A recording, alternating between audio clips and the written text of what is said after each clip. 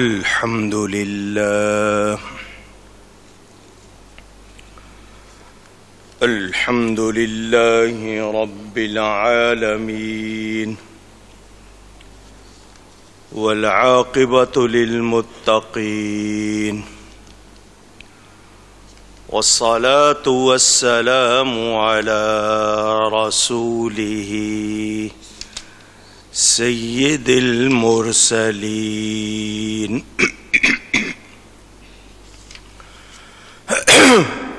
رحمة للعالمين شفيع المذنبين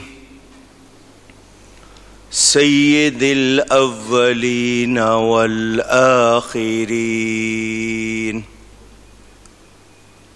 سيدنا ومولانا محمد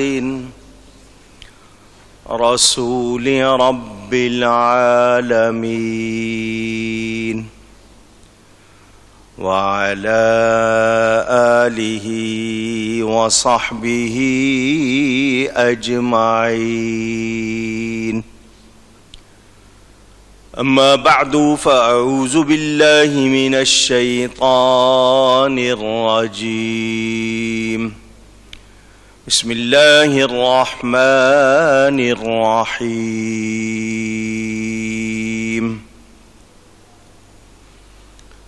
وَلَقَدْ نَصَرَكُمُ اللَّهُ بِبَدْرٍ وَأَنْتُمْ أَذِلَّةٌ فَاتَّقُوا اللَّهَ لَعَلَّكُمْ تَشْكُرُونَ صدق الله العلی العظیم۔ محبت کے ساتھ ایک مرتبہ دروشی پڑھ لیجئے۔ اللہم صلی علی سیدنا و مولانا محمد معدن الجود والکرم وآلہ وصحبہ وبارک وسلم۔ الصلاة والسلام علیک یا رسول اللہ، الصلاة والسلام عليك يا حبيب الله، الصلاة والسلام عليك يا رحمة للعالمين، وعلى آلك وأصحابك يا شفیع المذنبین۔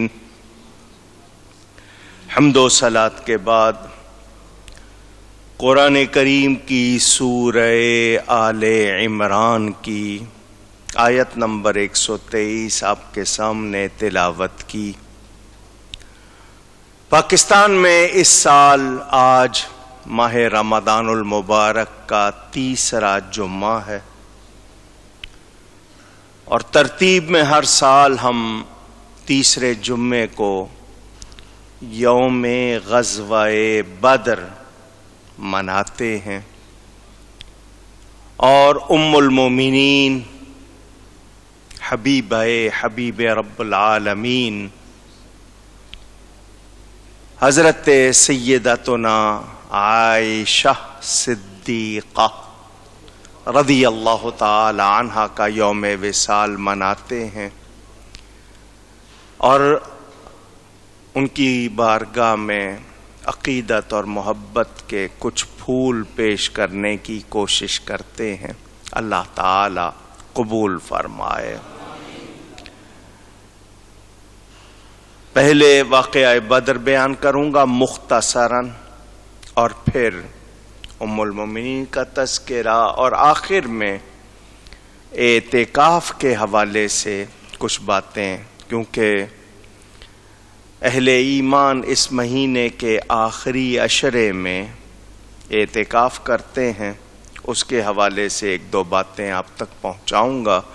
اللہ تعالیٰ سے دعا وہ مجھے حق بیان کرنے، ہم سب کو حق سن کر اس کو قبول کرنے اس پر عمل کرنے اور اس پر قائم رہنے کی توفیق عطا فرمائے۔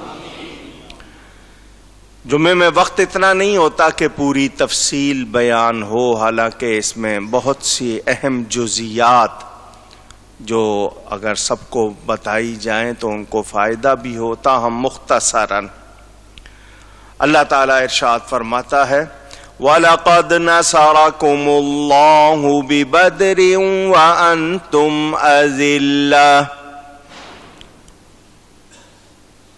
اور بے شک اللہ تعالیٰ نے مدد فرمائی تمہاری بدر میں اور تم کمزور تھے۔ یہاں سے جو بات میں شروع کر رہا ہوں وہ یہ کہ اللہ تعالی اہل ایمان کی مدد فرماتا ہے، اور اللہ تعالی کی مدد اور اس کی تائید کے بغیر ہم کبھی کامیاب ہو سکتے نہیں۔ اللہ فرماتا فاتقوا اللہ لعلکم تشکرون، پس ڈرو اللہ سے تاکہ تم شکر گزار بن سکو۔ یہ تاریخ اسلام کا وہ معرکہ، وہ جنگ جب حق و باطل کی پہلی مرتبہ دو بدو ٹکر ہوئی، قرآن میں اسے یوم الفرقان بھی کہا گیا۔ بعض لوگوں نے اسی سے نزول قرآن کی تاریخ 17 رمضان بتائی، کیونکہ یوم الفرقان، یوم التقى الجمعان کے الفاظ بھی قرآن میں آئے۔ ایک آیت میں اسے یوم البطشۃ الکبریٰ بھی کہا گیا، یوم نبطش البطشۃ الکبریٰ قرآن میں ہے۔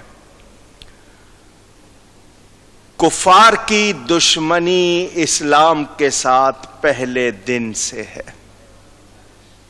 آج پوری دنیا میں دہشت گردی کی باتیں کی جاتی ہیں، ٹیررزم، سب سے پہلے اس کا نشانہ اسلام بنا ہے۔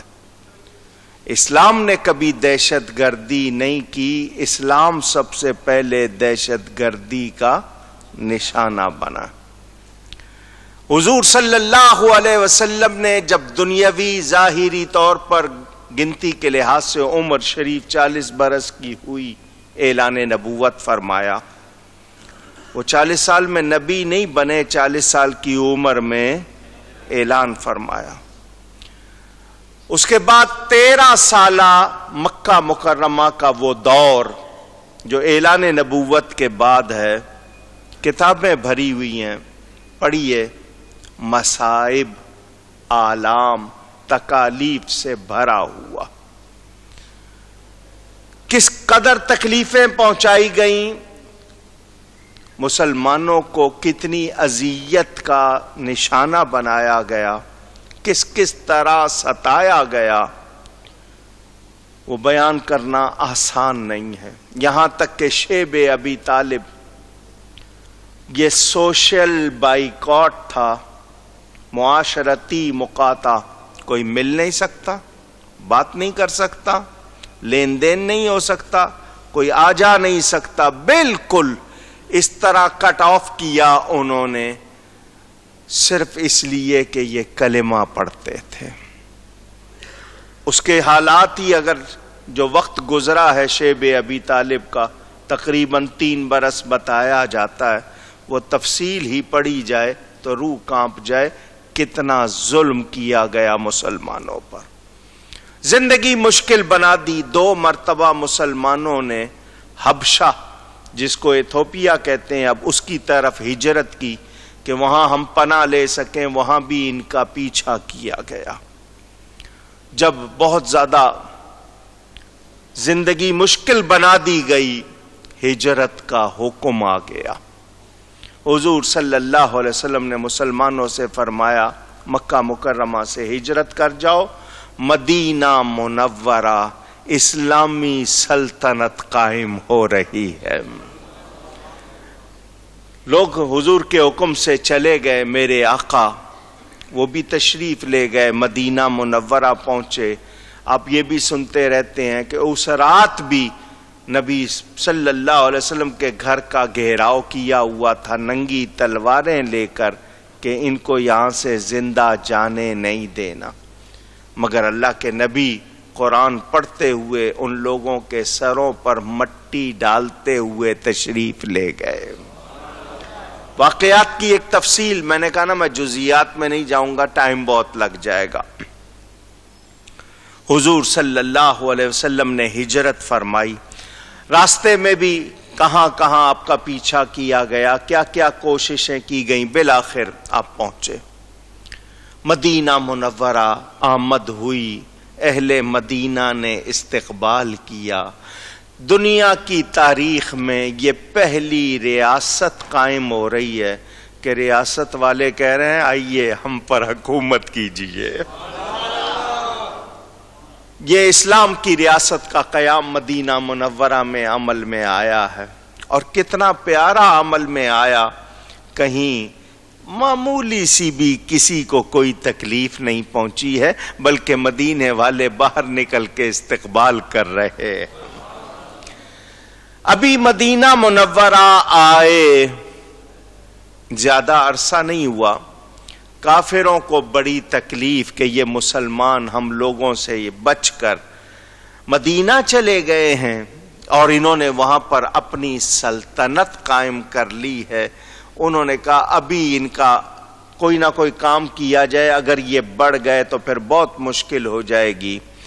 ان کا ایک تجارتی قافلہ تیار ہوا اور سارے مکے والے جتنے مشرک کافر تھے سب نے پیسہ لگایا کہ اس کی جتنی آمدنی ہوگی وہ مسلمانوں کے خلاف استعمال کریں گے اور ان کے خلاف تیاری کریں گے۔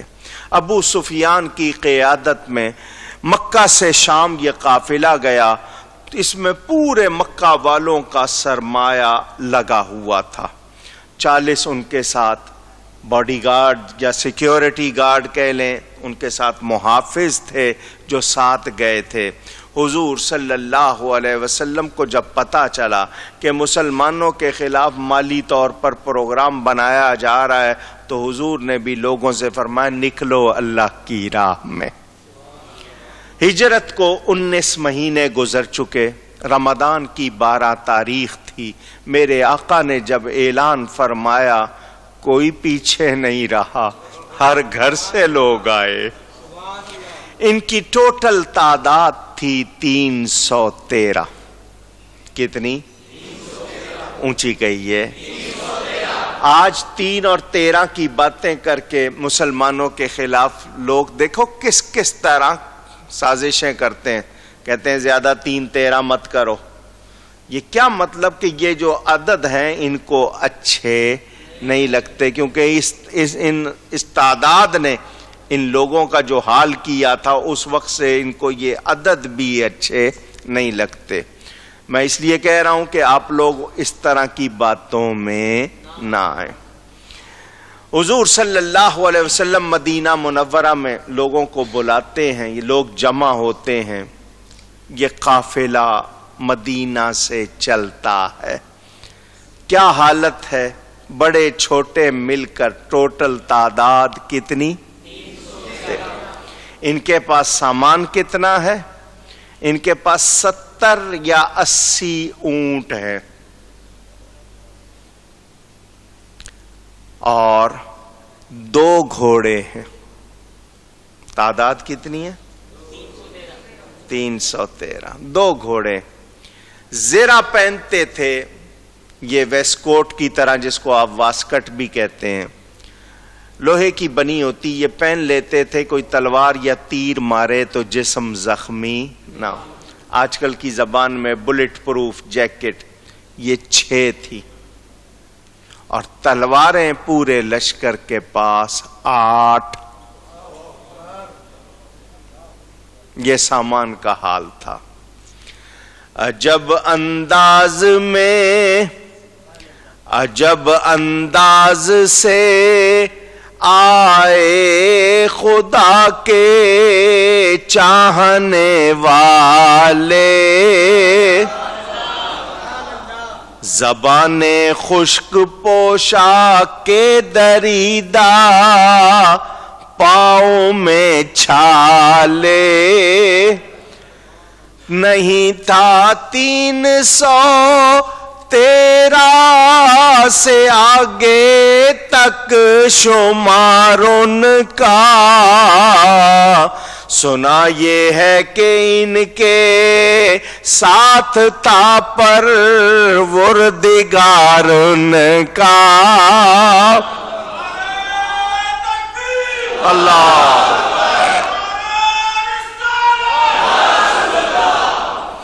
تھے ان کے پاس 2 گھوڑے، 6 زر ہیں 8 شمشیریں، پلٹنے آئے تھے یہ لوگ دنیا بھر کی تقدیریں۔ میرے آقا کریم صلی اللہ علیہ وسلم نے لشکر سے فرمایا 3 افراد کے لیے 1 اونٹ، باری باری بیٹھنا، 3 افراد کے لیے 1، ٹائم مقرر کر لینا، تھوڑی دیر یہ بیٹھے پھر وہ چلے، دوسرا بیٹھے پھر وہ 2 چلے، تیسرا بیٹھے، باری باری۔ اپنے لیے الگ سواری مخصوص نہیں فرمائی، اگر کرتے کوئی اعتراض کرتا؟ کسی کی مجال تھی؟ سب کے سب خوش ہوتے بلکہ، لیکن حقیقی مساوات کا درس دینے والے معلم اخلاق حسنہ نے عملی نمونہ پیش کیا۔ جس اونٹ پر آپ سوار ہوئے، جب اپنی باری پر اترنے لگے، دونوں جانثاروں نے عرض کی ہماری خوش نصیبی ہوگی کہ ہم اس کی رسی پکڑ لیں، ہمارے لیے یہ بھی عزت کی بات ہوگی کہ جس سواری پر آپ بیٹھے ہم صرف اس کی نکیل پکڑ لیں۔ فرمایا مجھے بھی اللہ سے اجر چاہیے، میں بھی ثواب چاہتا ہوں۔ میں پوچھنا چاہتا ہوں اس ارشاد کو سن کر ان اصحاب کو، ان کے ایمان کو کتنی قوت ملی ہوگی، وہ کتنے خوش ہوئے ہوں گے، دنیا کو تعلیم دے دی۔ آج اگر کوئی عمل نہیں کر رہا ہے مسلمان کہلانے والا یا دوسرا، یہ اس کا فعل ہے، مگر نبی نے کر کے دکھایا۔ خود اپنے لیے بھی 1 اونٹ الگ نہیں کیا، اپنے ساتھ بھی 2 ساتھی رکھے۔ یہ قافلہ یہاں سے چل رہا ہے، ادھر ابو سفیان کو اطلاع مل گئی کہ تمہارا پیچھا ہو رہا ہے۔ اسے پریشانی ہو گئی کہ میں نے تو ساری پونجی لگائی ہوئی ہے، سارا مال لگایا ہوا ہے۔ اس نے مکہ کے لیے ایک شخص روانہ کیا، ابو جہل اور سب کو اطلاع ملی تو سب آگ بگولا ہو گئے، کیونکہ سبھی حصہ لے رہے تھے۔ انہوں نے خوب چندہ کیا ہوا تھا، افراد جمع کیے ہوئے تھے۔ ادھر جب یہ اطلاع پہنچی تو انہوں نے کہا لو اب جنگ کے لیے تیاری کرو، قافلہ اپنی جگہ، اب ہم مسلمانوں سے لڑیں گے۔ لڑکے جمع کیے، اکسانے والے سرداروں کے اکسانے پر نوجوان لڑنے کے لیے تیار ہوئے۔ ابو لہب خوف زدہ، اس کے خوف کی وجہ عاتقہ بنت عبد المطلب نبی پاک صلی اللہ علیہ وسلم کی پھوپھی، اس کا ایک خواب تھا جو اس نے راز رکھنے کے وعدے سے حضرت عباس کو سنایا تھا۔ ایک اونٹ کا سوار، شوتر سوار آیا اور وادی بطحا میں آ کر کھڑا ہو گیا اور کہا اے دھوکے بازو، اپنی قتل گاہوں کی طرف 3 دن کے اندر اندر دوڑ کر آؤ۔ میں نے دیکھا کہ لوگ اس سوار کے گرد جمع ہو گئے، وہ مسجد میں داخل ہوا، لوگ اس کے پیچھے پیچھے تھے۔ یہ میں آپ کو خواب سنا رہا ہوں۔ پھر میں نے دیکھا کہ اس کا اونٹ کعبے کی چھت پر کھڑا ہے، اس سوار نے پھر وہی نعرہ بلند کیا، پھر میں نے اس اونٹ کو جبل ابی قبیس پر کھڑا دیکھا، وہاں بھی اس نے وہی نعرہ لگایا اور ایک بھاری چٹان کو نیچے لڑکا دیا۔ اس چٹان کے نیچے آتے ہی وہ پھٹی اور مکہ کا ہر گھر اس سے ٹکرا کر گر گیا۔ یہ خواب تھا۔ اس خواب کی اطلاع، وہ کہتے ہیں نا جتنا چھپاؤ اتنا پھیلتی ہے۔ دیکھو میں تمہیں بتا رہا ہوں، تم کسی کو نہ بتانا۔ اس طرح کرتے کرتے سب کو پہنچ گئی۔ انہوں نے کہا 3 دن انتظار کریں گے، کیونکہ خواب میں 3 دن کی بات ہے، ورنہ عباس کے گھرانے کو عرب میں ہم کہہ دیں گے کہ یہ جھوٹا گھرانہ ہے۔ لوگ اب اس وقت تک یہ حضور کے چچا حضرت عباس بن عبد المطلب مسلمان نہیں ہوئے تھے، ان کو ملامت کرنے لگ گئے۔ اتنے میں قافلے کی خبر آ گئی کہ ابو سفیان نے مدد مانگی ہے۔ خواب سچا ثابت ہو گیا۔ امیہ بن خلف جو حضرت بلال کا ایک طرف سے آقا بنا ہوا تھا اور ان کا ظلم کرتا تھا، جو مکہ کا رئیس اعظم تھا، اس نے جنگ میں شرکت نہ کرنے کا فیصلہ کیا کیونکہ وہ بھی اس خواب سے خوف زدہ تھا، لیکن ابو جہل نے اس کو بہت مجبور کر کے تیار کر لیا۔ امیہ، عتبہ، شیبہ، زمعہ، عمیر، حکیم بن حزام، یہ سب سے بڑے بت جس کو ہبل کہتے تھے، اس کے پاس جمع ہوئے۔ فال نکالی، اس زمانے میں یہ کوئی ارادہ کرتے تھے تو فال نکالتے تھے، تو فال میں ممانعت نکلی کہ مت جاؤ، لیکن ابو جہل کو مجبور کر دیا گیا تھا۔ لوگوں نے کہا تم مرنے جا رہے ہو، قتل گاہ کی طرف جا رہے ہو، ارادہ ترک کر دو، لیکن وہ اس خیال سے روانہ ہوا کہ ہماری طاقت دیکھ کر جنگ کی نوبت ہی نہیں آئے گی۔ 3 روز تک مکہ میں تیاری ہوتی رہی۔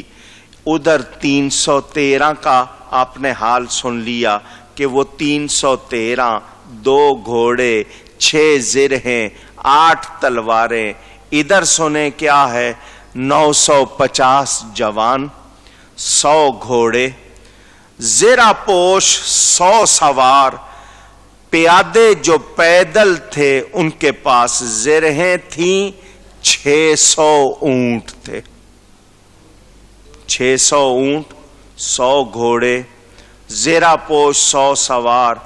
صائب بن یزید ان کا جھنڈا اٹھانے والا تھا، یہ بعد میں مسلمان ہوا۔ بدر میں مسلمانوں کے خلاف جھنڈا اٹھا کے آیا تھا، بعد میں مسلمان ہوا۔ اس کی 5ویں پشت میں امام شافعی پیدا ہوئے تھے۔ ان کے ساتھ رقص کرنے والی، ناچنے والی کنیزیں تھیں جو گیت گاتی تھیں ان کی کہ ہم بھی تمہارے اور ہمارا سب کچھ تمہارا، ان کو جوش دلاتی تھیں۔ اللہ تعالیٰ نے ان کے غرور و تکبر کا بھی ذکر کیا۔ قرآن سورہ انفال کی آیت نمبر 47 پڑھ کے دیکھ لیجئے گا۔ اس دوران ان کو ایک تکلیف دہ خیال نے ستایا۔ مکہ کے قریش نے بنی کنانہ کے ایک بوڑھے کو قتل کر دیا تھا، بدل میں ان کے علاقے سے قریش کا ایک جوان گزرا تو انہوں نے اسے قتل کر دیا۔ کچھ عرصے بعد بنی کنانہ کا ایک سردار عامر مر زہران سے گزرا تو مقتول قریش کے بھائی نے اس سردار کو قتل کر دیا اور اس کی تلوار لا کر کعبے کے غلاف سے لٹکا دی۔ مکہ والوں نے تلوار پہچان لی اور عامر کے قتل کا بھی علم اور قاتل کا بھی پتہ چل گیا۔ انہیں فکر کہ ہم قافلے کے تحفظ کے لیے اگر سفر پر نکلیں تو کہیں بنی کنانہ ہمارے خالی گھروں پر حملہ کر کے ہمارے عیال کو، کنبے کو قید نہ کر لیں اور ہمارے مال و اسباب پر قبضہ نہ کر لیں۔ تو شیطان سراقہ بن مالک کی شکل میں ان کے پاس آیا اور ضمانت دی کہ تسلی رکھو، بنو کنانہ تم پر حملہ آور نہیں ہوں گے، تم ارادہ ترک نہ کرو، نکلو جاؤ۔ قرآن میں سورہ انفال میں اس کا بھی ذکر ملتا ہے آپ کو۔ وَإِذْ زَيَّنَ لَهُمُ الشَّيْطَانُ أَعْمَالَهُمْ، چنانچہ یہ لوگ بالآخر مختصر روانہ ہوئے۔ ادھر ابو سفیان نے جاسوسی جاری رکھی، اس نے جو عام راستہ تھا وہ بدلا، سمندر کے کنارے ساحل سمندر کے ساتھ مکہ آنے والے راستے سے تیزی سے سفر کر کے وہ مکہ کے قریب پہنچ گیا اور مکہ میں اطلاع پہنچا دی کہ میں حفاظت سے بہت قریب آ گیا ہوں، اب ہمیں کوئی خطرہ نہیں۔ ابو جہل نے ابو سفیان کی اس اطلاع کی پرواہ نہیں کی، فخریہ کہا کہ ہم جائیں گے، بدر میں جا کر 3 دن قیام کریں گے، اونٹ ذبح کریں گے، شراب پیئیں گے، ناچیں گائیں گے، عرب پر ہمارا رعب ظاہر ہوگا تو کوئی ہمارے خلاف اٹھنے کا ارادہ نہیں کرے گا۔ لوگوں نے کہا قافلے کی حفاظت کے لیے نکلے تھے، جب قافلہ محفوظ ہے تو اب نہیں جانا چاہیے، لیکن ابو جہل کے دل میں نبی کا بغض تھا، وہ نبی کی دشمنی سے بھرا ہوا تھا، اس نے کہا نہیں جائیں گے۔ ابو طالب کے بیٹے اور کئی افراد اس سے علیحدہ ہو گئے، ان میں اخنس اور بنو زہرہ بھی شامل، یہ لوگ الگ ہو گئے، لیکن ابو جہل اڑا رہا کہ جائیں گے۔ حضور صلی اللہ علیہ وسلم نے مدینہ منورہ میں حضرت عبداللہ ابن ام مکتوم کو نماز کی امامت کے لیے مقرر کیا۔ میرے نبی نے بھی جھنڈے تھمائے، سفید رنگ کا جھنڈا مصعب بن عمیر کو عطا فرمایا۔ سرکار کے آگے 2 پرچم اور تھے، ایک مولا علی کے ہاتھ میں تھا، اس کا نام عقاب تھا، دوسرا سعد بن معاذ کے ہاتھ میں، مولا علی والا پھر حباب بن منذر کے ہاتھ میں رہا۔ ایک مہاجرین کا جھنڈا تھا، 2 انصاریوں کے جھنڈے تھے۔ رمضان کی 12 تاریخ تھی، ہفتے کا دن تھا، میرے آقا مدینہ سے روانہ ہوئے۔ راستے میں اب سنے واقعات تھوڑے تھوڑے میں سناؤں گا، زیادہ نہیں۔ راستے میں ایک شخص بدوی کا مطلب دیہاتی، اس نے کفار کے لشکر کے بارے میں پوچھا ان سے۔ صحابہ نے کہا ہمیں کیا پتا کفار کا لشکر کہاں ہے یا کہاں نہیں ہے، نکلا ہے، ہمیں کیا پتا۔ اس نے جب ان سے بات کی تو انہوں نے کہا ہمارے ساتھ اللہ کے نبی ہیں، ان کو سلام کرو۔ لوگوں نے کہا ہمارے ساتھ اللہ کے نبی ہیں، ان کو سلام کرو۔ اس نے کہا تم میں اللہ کا رسول بھی ہے، یعنی تمسخرانہ انداز،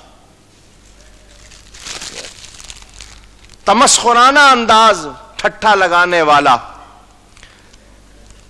حضور صلی اللہ علیہ وسلم کے سامنے آیا اور آ کر اس نے توہین کرتے ہوئے نا، جس طرح اس کا انداز، کہنے لگا اگر تم اللہ کے رسول ہو بتاؤ میری اونٹنی کے پیٹ میں کیا ہے۔